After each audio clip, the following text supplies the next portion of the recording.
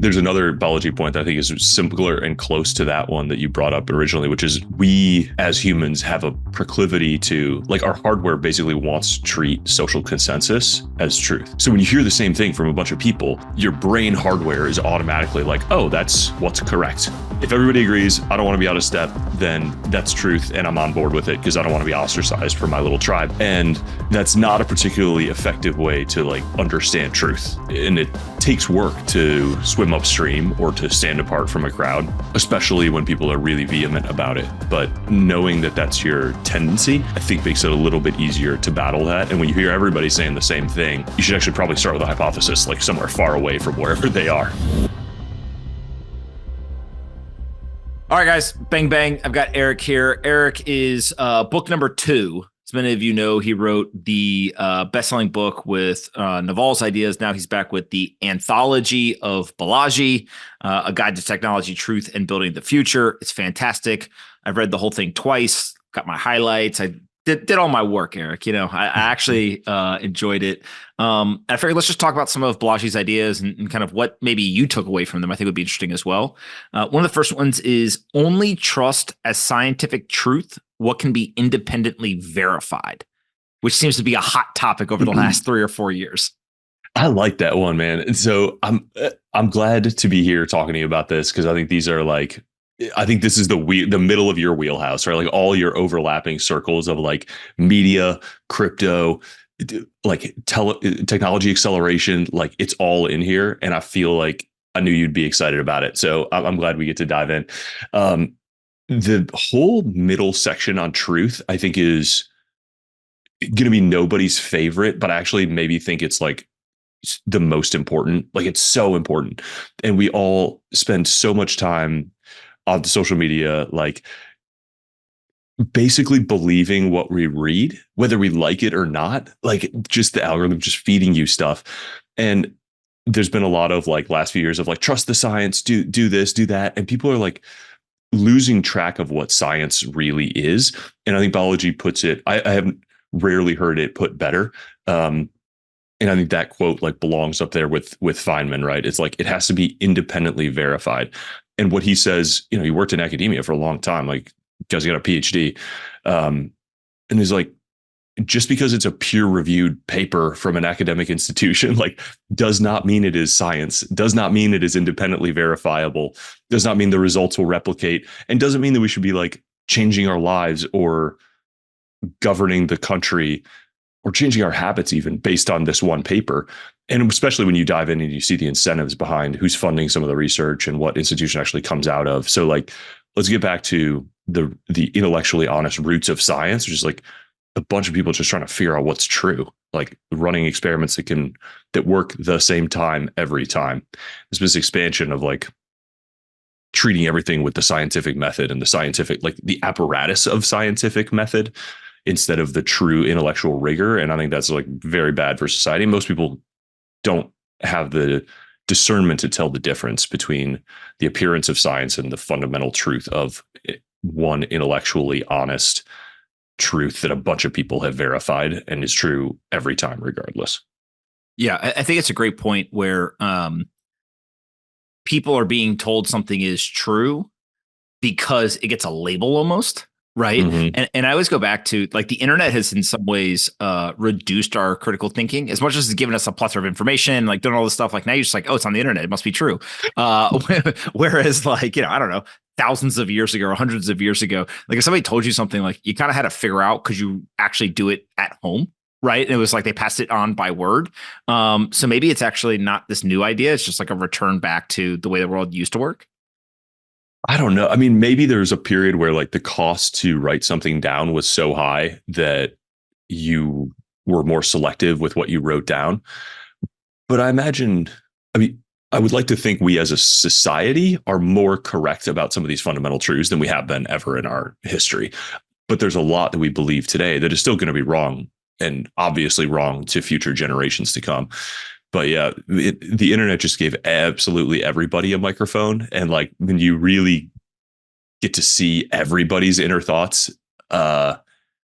sort of treated like with equal weight and truth, that's when it's like, oh, maybe maybe not everybody's right about everything. Like there's a lot of people that are just fucking wrong about Yeah. some stuff. And it shouldn't be socially unacceptable to say that, especially when they're saying like this is a truth with a capital T when it's objectively provable that it's not. And the politicization of science and scientific truth, or the tribalism of it, is so bizarre and so damaging. Like it really would behoove us to just all concentrate on the truth.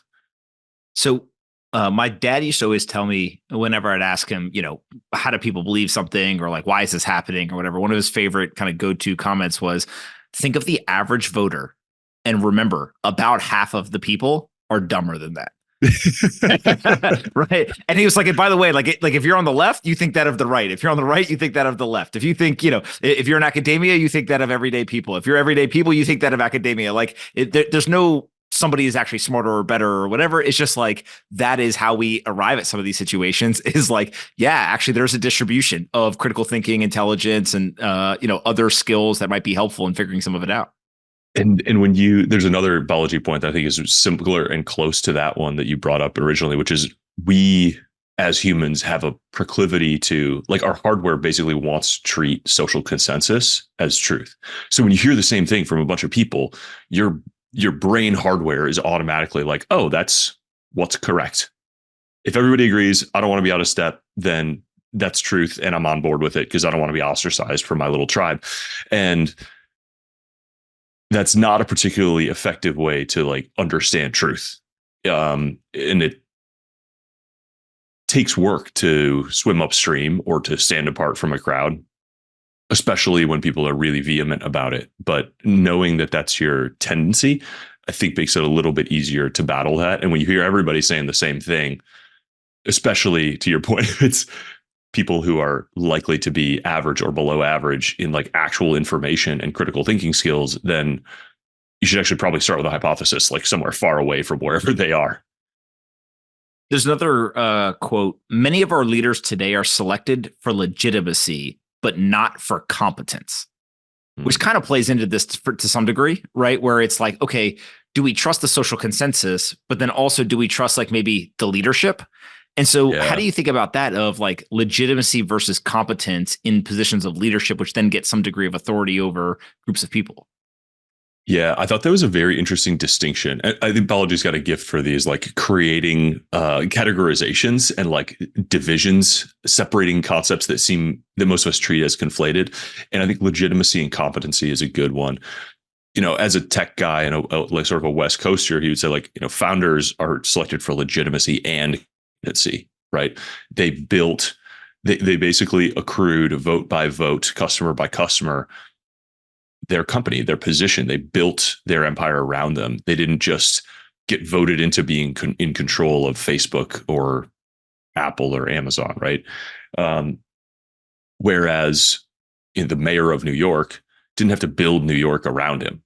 He just sort of won a popularity contest to assume control. And those are very different skills. The skill of appearing as though you will do a good job at this, or building a consensus amongst a group of people, or just getting the approval of 51% of a mob of humans. That's not the same skill set that it takes to build New York in the first place. And if you see, like, read a biography of a founder and then read a biography of Robert Moses, who like is one of the builders of New York, and then look at who the mayor of New York is, or who the mayors of New York are. And it's very interesting to see the different personality types and the different hurdles that they had to overcome, and the different sort of talents or perspectives that they bring. And it's an interesting question, who the founding fathers were, and our early presidents and what they did compared to like what our presidents do now. Different people, different skill sets, different challenges, different routes to the position. And Balaji's point is learn to see who's who, and choose leaders who are competent, not just have the appearance of legitimacy. I think like a good example is Vitalik in the crypto space, right? Like nobody we didn't have an electoral college like primary process to get Vitalik. Like he has earned his position, and I think continues to earn it through just good stewardship and intellectual honesty and building trust and serving the community that supports him. And I think it's a fascinating way to look at the world and important to remember. And you especially as you make your own choices, like try to be competent, not just legitimate. Maybe especially in the social media world, like for kids that want to grow up and be influencers, be creators. That's something that is a little bit more like about appearance than competence. It's a meritocracy, like don't get me wrong, and it's not an easy path and it's hard work, but it rewards the appearance of competence, not necessarily the underlying competence. And that underlying competence will get you much farther for much longer and be better for all the people around you. It reminds me of I think Palmer Luckey recently gave an interview, and they asked him about like, chasing dreams, and he was like, no, kids should not chase their dreams. And of course, everyone's like, oh my God, like that's so bombastic, why? And he's like, because their dream is to literally be a YouTuber. Like we should give kids better dreams and then chase those. And like, there's a balance, right? I don't know, I got kids, like you want them to kind of chase the things that they're excited about, but also you're like, maybe we can influence you to like do things that are more material to the world, or kind of have a bigger impact than just, kind of go to the easy things that are right in front of your face. Yeah. I mean, we're mimetic. So the things that we watch people do, we tend to, our first order reaction is like, oh, well, I want to be that. Like if you listen to a lot of podcasts, you want to be a podcaster. It's so funny to like watch people go to Tony Robbins courses and he like fires them all up and like, but then they just want to be Tony Robbins. So they become life coaches instead of like whatever they actually wanted to be before they walked in and saw this incredibly powerful example of a happy, like powerful life coach. It's because they want to be Tony Robbins, not their own version of themselves. But yeah, I think Palmer Luckey's was that was a great little bit. He's like, kids used to want to be astronauts. Like, hell yeah, go be an astronaut. You have to be a Navy SEAL with a PhD with like perfect powers of stoicism and like broad scientific capability, and chosen from millions of applicants to represent your country on the frontiers of technology and be a hero and risk your life. Yeah, that's a great dream. Oh, you want to be like a Twitch streamer, like the shirtless Twitch streamer who like swears a lot. Like that's a shitty dream, and you should like do better. Yeah. I mean, look, there's a lot of kids who had their dreams shattered listening to Palmer, but yeah, that is true. Speaking of maybe kind of how to influence some of what children, but also adults think of, there's another quote in the book, code is how machines know what to do. Media is how humans know what to do. And I thought it was just a perfect way to, again, kind of describe this idea. How did you think about that? This episode is brought to you by Auradine. They are a brand new startup led by a number of Silicon Valley legends who just raised $81 million to build the future of internet infrastructure. You're probably wondering what that means, so let me explain. There are numerous new disruptive technologies that are being adopted simultaneously, from blockchain to artificial intelligence to zero-knowledge technologies. In order to ensure that these technologies thrive in this new world, we need new infrastructure, and that is where Auradine comes in. They just launched their first product line called Teraflux, which is a Bitcoin miner powered by the world's first 4-nanometer silicon chip technology. These air-cooled, single-phase and dual-phase immersion cooling miners have unrivaled speed and efficiency. They have superior uptime, and they leverage a brand new innovation called Energy Tune that allows miners to dynamically adjust the energy consumption and Bitcoin hash rate based on demand response needs of the electrical grids. Auradine is an ambitious company working on hard problems. I'm really impressed with them. And if you want to check out more, you can go to auradine.com. That's AURADINE.com. Go check them out at auradine.com today. Yeah, there's a lot of similar ideas in there that, the idea of memetics is really, really important and really powerful. There's a great book by Luke Burgess called Wanting. He oddly seems to really rail against Balaji online, but whatever. The concept of memetics, if you haven't come across it before, it's basically like we learn by mimicking other people. It goes back to this kind of like when you spend a lot of time watching podcasts, you want to become a podcaster. We learn how to walk by watching our parents walk. We learn how to speak by listening to other people speak. And it goes much deeper than that. Those are just the obvious examples. So when you see a bunch of people like railing against or scapegoating somebody, people tend to join that mob for psychological and physical safety. And the media writ large, all of these things that we become, I think somewhere else in the book, he says like, if you could get the nutritional facts on everything that you're consuming, if you could see how many times different concepts, different words like pass into your eyes and ears, that literally would determine like what you believe and what you are. And it would show you maybe how nutritious your inputs were. So if you're watching, these brilliant people, like the Poor Charlie's Almanack just came out, and like Charlie Munger is a hero to me. Like I picked up his book off my dad's bookshelf at like 21, and it changed my life. And I'm like, man, the more time I spend in the company of Munger, the better of a person I'm going to be.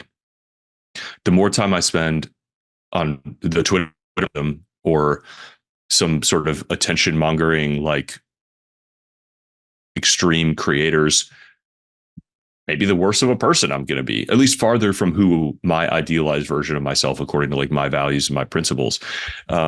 So there's the sense of media makes us who we are and tells us what to do, that we can choose that media.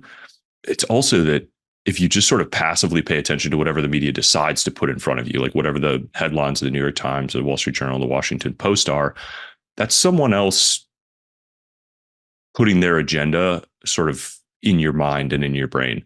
And that always happens to some extent. Like whether, if you listen to every Pomp podcast, like you're going to focus on the things that Pomp wants you to listen to and pay attention to. And you're just placing trust in Pomp to do that. And I think that's increasingly actually a good way to go through life. Like somebody who's listened to 50 hours of you, 100 hours of you, has a good sense of who you are and what you're interested in and what your values are. And they trust you to put good people in front of them that are interesting, that are valuable, that are constructive. And it's just a little harder to understand the motives of a larger media organization that has hundreds of reporters and editors, and you're not sure who they are, and you're not sure what the ties are. And there's a whole history of this kind of very overt media manipulation. There's an amazing book by Ashley Rinsberg called The Gray Lady Winked. It's about the history of the New York Times. And I think we're now on like our 6th generation of male descendants named Arthur Sulzberger, who are editor in chief and basically sole control of this thing that's like one of the most valuable media properties on the planet. And there's a lot of interesting backstories about mistakes that were made, sometimes in error, that changed the course of world history, but sometimes overtly and potentially maliciously that changed the course of human history. Very fascinating book. A little worrisome, but it will definitely change your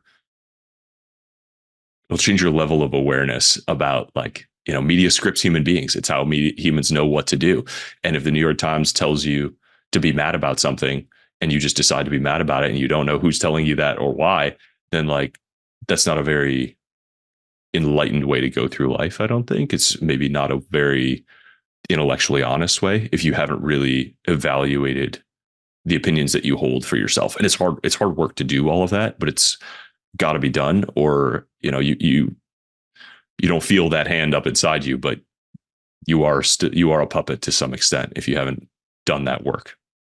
So there's a lot of people who I think recognize there's issues and they're like, man, this sucks. Like, I want to criticize this thing. And so Balaji has this quote, the most constructive type of criticism is building an alternative. And it feels like maybe the internet now is getting to that point where people realize we can take this skill we have of building things and marry it with the criticism that we previously lobbed on social media. And that equals opportunity as like an equation. Yeah. I mean, I think I did a specific read of this book and counted business ideas.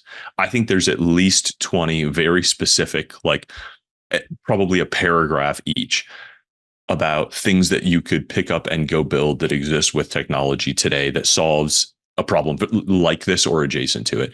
And I think if I remember correctly, I put that exact quote on like the back of the book because I want it to be like, I want this whole thing to feel like a call to action to build. Don't argue online, build the future.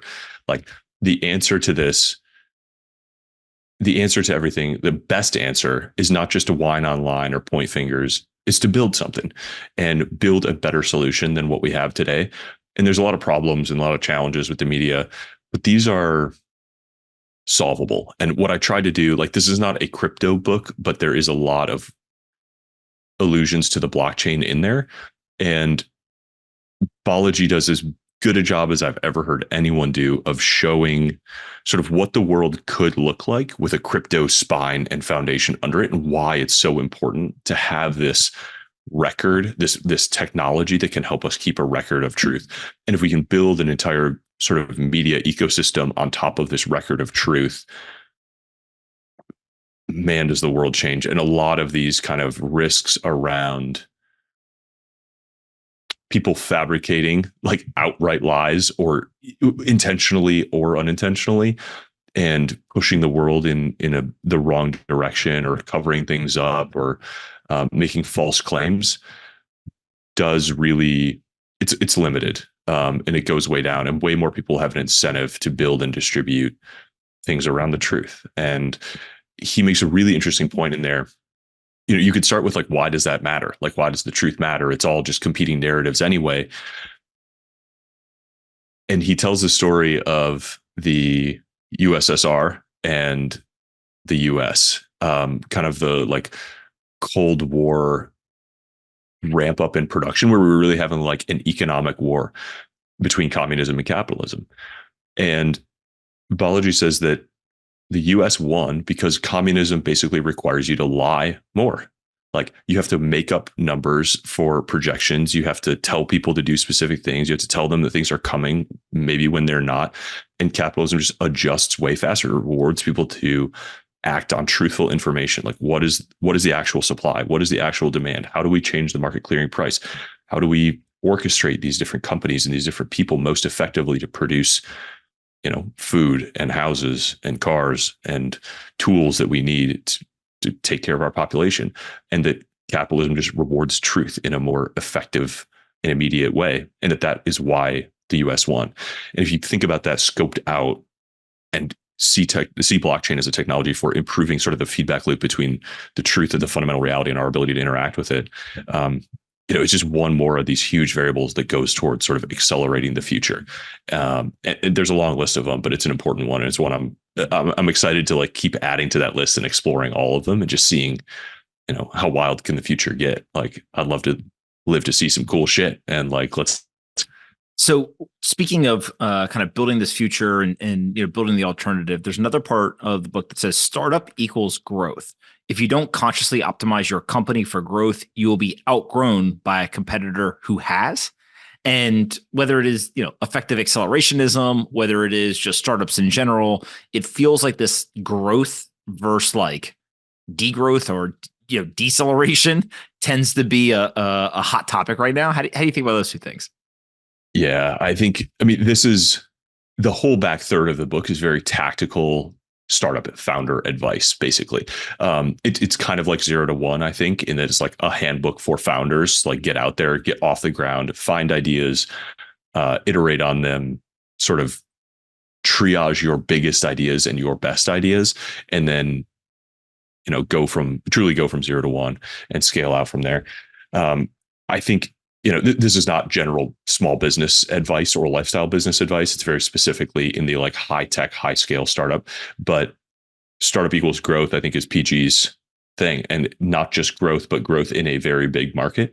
And so another of Balaji's kind of idioms in that is, you know, all other things being equal, choose the opportunity with the bigger market.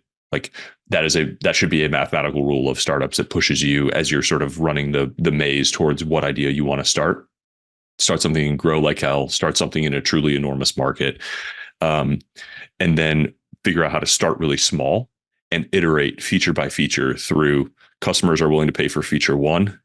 Customers are willing to pay for feature 2. Customers are willing to pay for feature 3, and you minimize the amount of capital that you need sort of at each stage as you go along. I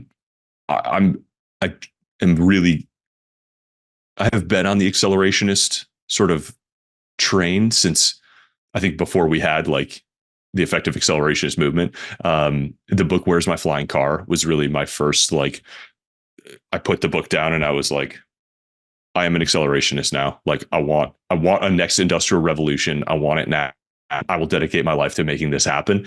And it really actually influenced the ideas that I selected to go in the Anthology of Balaji. Like, it informed my curation, and I had these vague notions coming out of that book that Balaji, it turns out, had incredibly well put ideas around, just about technology being sort of the driving force of history, and about technology being this incredibly important moral good that keeps us out of this realm of scarcity where people start to turn on each other and things get dark.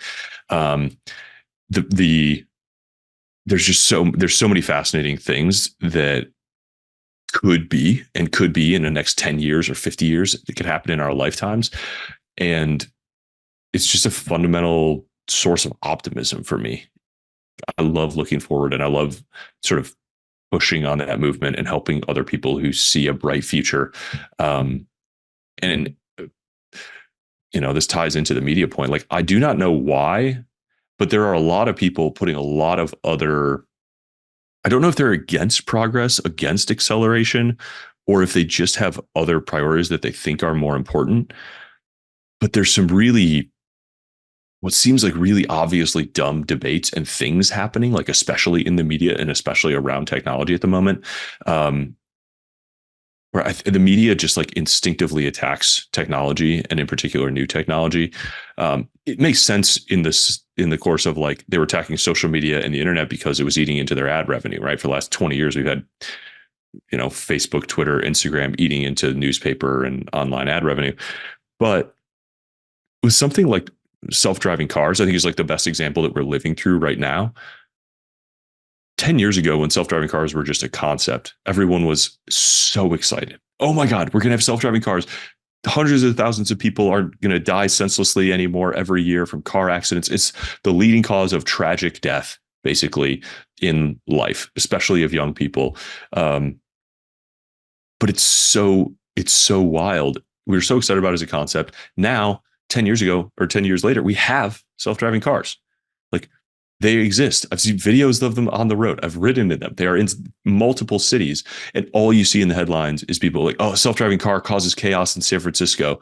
It's like, but there were 10,000 fatal accidents all over the US and fires from internal combustion cars, but you're attacking electric cars and you're attacking autonomous cars in every headline. Why? That is so obviously better for society to have this thing, and fewer people will die, and there will be less suffering, and it uses less resources.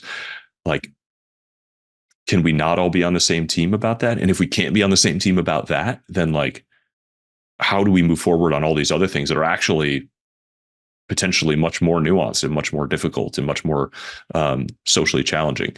So it is, I hope that this book sort of brings people a little farther along into the technology is good, acceleration is good. Like, there are beautiful things in our lives. Like, your life gets better as a function of the technology in it.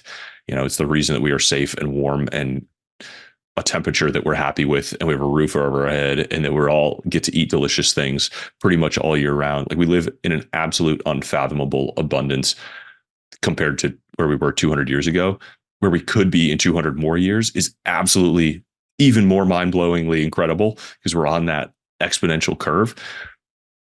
But we owe it to the future generations to not fuck that up and send them back to the dark ages. And it's not a 0% chance, because we don't all collectively have our shit together to be rooting for technology and excited and adopting new things. The one thing I'll add is also the problems are going to multiply. So self-driving cars, one of the things that just hammered it home for me, when self-driving cars solve car deaths at some point, whether that happens in 2 years or 20 years, there will be a crisis. The crisis will then be on organ donation, because the largest component of organ donations come from car accidents. And so you solve one problem, another one pops up, right? And you got to go solve that one. And so like there's never a shortage of problems, even when you kind of eat into the problem list, which is almost to me like an even stronger argument of like, you think our problems today are bad. Wait till we solve some of these, and then we get our, the problems we have earned ourselves, and we better be really, really good at accelerating technology to be prepared for that world as well. Yeah, there's always somebody saying like, but if we do that, that will cause this problem. And I think it is a fundamental tenet of technology and progress to always believe the next problem is solvable. There was somebody at Kitty Hawk when the humans took flight for the first time being like, we got to shut this shit down. Like somebody's going to die. These things will never be safe. And now, like, truly only a few decades later, like not a huge scheme in the huge scheme of things, like we have an incredibly reliable, safe, worldwide commercial air infrastructure. Like that is absolutely wild, and we should all be incredibly proud of that. We should be doing a ton more things like that. But yeah, I think the organ donor example is a great one. Yeah, let's do some like genetic cloning, grow some organs in some labs. Like the next problem is solvable. There's a ton of debate around AI and AI safety, and I'm in the camp that's like AI is not without risk. No technology is without risks, but every technology that I can think of in human history has done more good than it has bad. And I think AI is going to be the same way. And the camp that I fall into is we face a ton of risks, a lot of like we're trying to become multiplanetary. We could have a much more dangerous pandemic at any point. We could have nuclear war. We could have a meteor headed our way. Like, what if inventing AI and having that multiplier effect on the capabilities of humanity is the only way that we can develop technology to the point where we can steer away the meteor, fight the next pandemic? There's so many things that AI helps us do that I think it is a net benefit to humanity. It could save us from all these other risks, let alone that it increases the standard of living for all of us along the way and helps us support like a much broader, more robust, more humane life for billions of people. Like that's so important. I understand it takes a little bit of a counterintuitive leap to get there, and that everybody's first reaction is like, oh my god, oh no, change, like it's scary, I might lose my job. And it's like, well, do you like your job? Like, no, it sucks. It's like, all right, well then what are you worried about? Like get a new job. The book is called The Anthology of Balaji, A Guide to Technology, Truth, and Building the Future. I highly suggest anyone who's not read it, please go check it out. Again, I read it twice. I probably will end up reading it again many times over the years. So, Eric, I appreciate taking the time to put it all together. Before I let you go, on your side gig of Scribe, why you are a best-selling author over and over and over again, you now are going to help other people write books and kind of get into the author game. Talk a little bit about Scribe and what you guys are trying to do. This episode is brought to you by Cal.com. What do I have in common with Chad Hurley from YouTube, Toby from Shopify, and Alexis from 776 and the co-founder of Reddit? We all use Cal.com instead of Calendly, and we are all early investors as well. Cal.com is leading the charge of scheduling platforms in the open source sphere, offering you the chance to harness the efficiency previously reserved for elite corporations and tech gurus. If you like to have your calendar organized and be able to have an efficient exchange when scheduling, but you love all of the benefits of open source technology, then Cal.com's for you.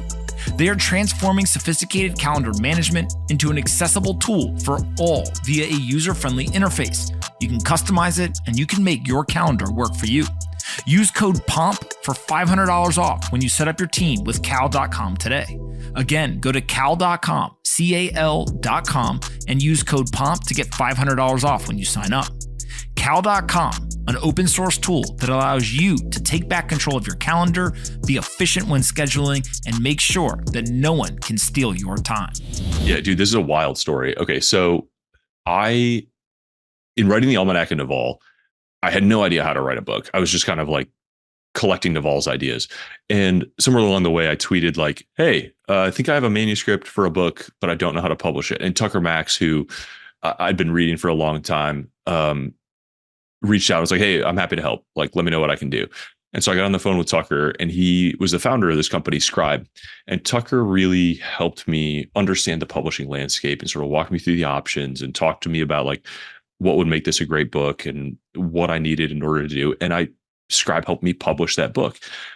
The Almanack of Naval was it was life-changing to write. It was unbelievably life-changing to publish. Like, we've now sold over 1 million copies. This thing's translated into like 40 languages. It precedes me everywhere I go. And we've given away another 5 million copies for free, probably. Everything in my life that's happened in the last 3 years is because of this book. Life-changing experience. And I had a tremendously high quality, like incredible experience as an author with Scribe. And so it was obvious I was going to work with them again for the Anthology of Balaji, and they did help me publish this book also. And along the way, I started hearing like rumors that they were having financial trouble. And what it turned out it had happened is that Tucker and Zach Obron, who founded the company, both great dudes, had hired a CEO and sold it to him along the way. And the CEO had brought in his own investors and didn't really have a board, didn't really have a CFO, like made some mistakes, like definitely made some mistakes that the fundamental model like was very sound. He just got really over exuberant. And had a loan. And so the bank foreclosed on the business. And they ended up, I was like, holy shit, like this company that I rely on to publish my books that I had such an incredible experience with, that I loved everybody there, like is in great peril. Like, let me see if I can save this thing. Like, I want to keep using them. I'm a big believer in what they do and what they represent in the publishing industry. So I took him around to some friends who buy companies. I've got friends with long-term holding companies or small private equity funds. And so just made some calls, and one of them went under LOI, did the diligence, was blown away by the team. And I mean, Scribe is an incredible position. They're the biggest and the best of these professional publishers. They published 2,000 books, including Goggins and Talib and some big name authors, and books that have gone on to sell millions of copies. And they let authors retain their full creative rights, all their independent decision making, and 100% of the royalties. They're basically professional services, instead of saying like, here's an advance, but we get all the control and all the upside on the book, which I think is a really important thing for, incredibly important in an era of creators who already have their own audiences. Eric, explain this part a little bit more, because I don't think people quite understand. When they hear publishing, they think, I get the advance, you take all of the money until some magic number in the future. But basically what people are doing is they're paying a flat fee with help in the publishing world, and then they get 100% of the quote unquote profit of the success of their book. Yes. So, and I know that you know this, because I know that you guys have been through, you and your wife have been through the traditional publishing machine. Most people don't realize those big publishers, they take 75 to like 90% of all the profits, and they basically get final edit, final decision making over everything in, on, and around the book. If you don't like your audiobook narrator, too bad. If you don't like the cover, too bad. They can change the title, they can edit, they can do whatever they want, and they basically own that. They have a lease on the copyright for the full length of the copyright. So the authors that you see who sell a ton of books often do well, but the publisher gets 90% of that. Plus, and there's an agent in there also. And what Scribe offers is the ability for, like, it's not actually that expensive to publish a book. Like, if you bring a manuscript to us, we will help you get it published at the exact same level of quality and professionalism in design and page layout and proofreading and copy editing, and distribution that these traditional publishers will. And it'll cost you like $18,000. So if you think your book is going to be worth $500,000, $1 million of the full value of that asset over the course of its whole life, that's a no-brainer. Like, why would you give up 90% of that for $100,000 advance? And I think what's happened, it's a classic like innovator's dilemma. Like, the context has changed around traditional publishers, but they haven't updated their model. 100 years ago, you needed distribution into bookstores, and the physical distribution, the infrastructure to get it, or you couldn't sell any books. Now, 90% of books are sold on Amazon. Doesn't matter at all. Secondly, you needed a huge upfront capital investment to get a print run. Now, most books are print on demand. Also, don't need the huge capital upfront investment to get your book out there. And third, you used to need these connections into centralized media to have have a book review or get it in the newspaper or go on the Late Show.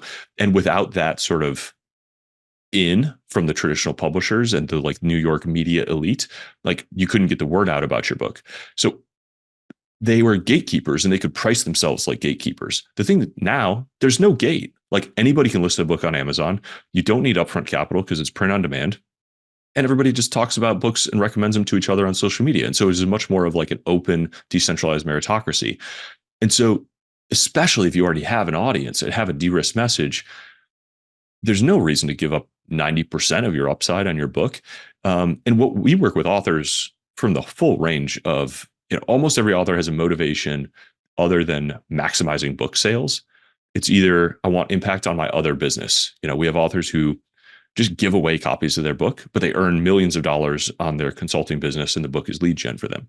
We have authors who come in and say, I just want to impact this cause. I want to prevent, gay teen suicide. And I will spend thousands of dollars and years of my life on that cause. And all I care about is saving. If I save 5 lives, I will die happy. And that's what matters to me. No traditional publisher is going to touch that, but you still want that book to have a really professional, polished feel. And you still want it to be broadly distributed. And you want that author to have the control to make all the decisions that they need to make to impact their cause or impact their business. And that's what we do. We give the author maximum flexibility at the very highest level of quality. No reader picks up a book because of who the publisher is or what the imprint is. They just know and they feel the quality. And so if we can help authors publish their book at the very highest levels of quality and help them enter that meritocracy, then I think a lot of them are going to have great outcomes. Even if your goal is very specifically like big financial outcome directly from the book, then it's so important to own 100% of your royalties and not have this like big majority controlling partner who has a huge portfolio. And if your book isn't crushing, isn't going to go to war for you. I think the books that we see that are breakout successes are authors with high majority control. They think of themselves as like the CEO of the book. And like, we love to work with people who are the CEO of the book and they treat their book like a business. They think about it like an asset and they have a long-term view on like how we make this thing successful. How does it fit into my other ecosystem of products?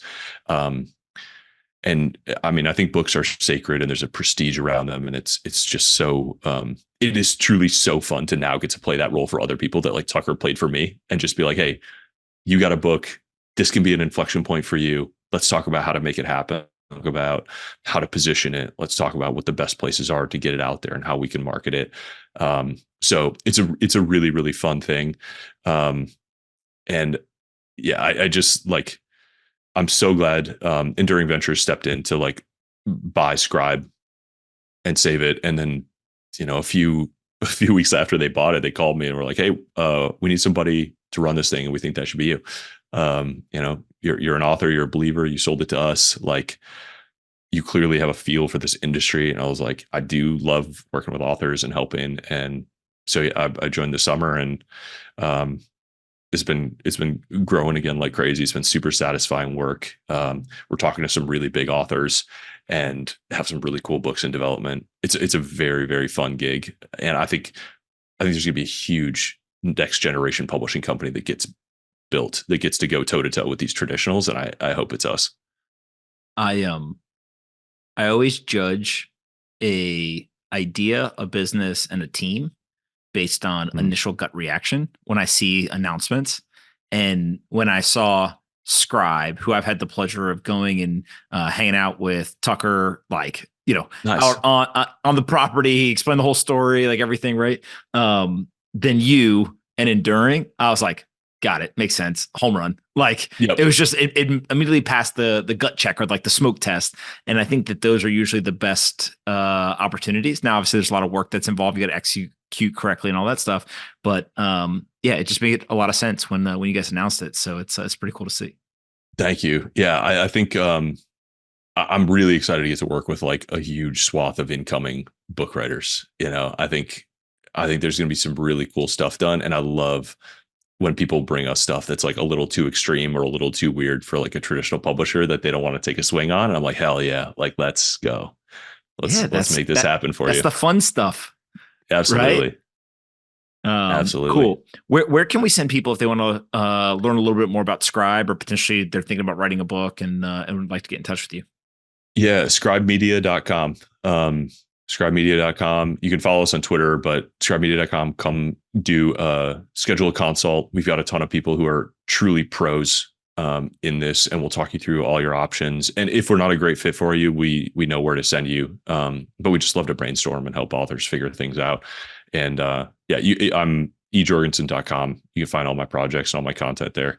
If you want to reach out, I'm happy to like brainstorm through things. And I'm just a huge believer in making beautiful books, and I felt firsthand what a book can do for people. I know your house has been going through the same thing. So hidden genius on bookshelves now. I appreciate you. Polino appreciates you more than you know. I appreciate you coming on. We'll definitely do this again in the future. Thanks for having me. Let's make it a tradition.